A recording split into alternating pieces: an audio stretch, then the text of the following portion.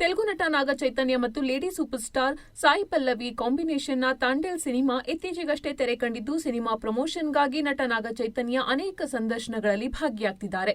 ಈ ನಿಟ್ಟಿನಲ್ಲಿ ಸಂದರ್ಶನವೊಂದರಲ್ಲಿ ಪಾಲ್ಗೊಂಡಿದ್ದ ನಾಗ ಚೈತನ್ಯ ವೈಯಕ್ತಿಕ ವಿಚಾರಗಳ ಬಗ್ಗೆ ಮಾತನಾಡಿದ್ದು, ಸಮಂತಾ ಜೊತೆ ಡಿವೋರ್ಸ್ ಪಡೆದ ಬಗ್ಗೆ ಫಸ್ಟ್ ರಿಯಾಕ್ಷನ್ ಕೊಟ್ಟಿದ್ದಾರೆ.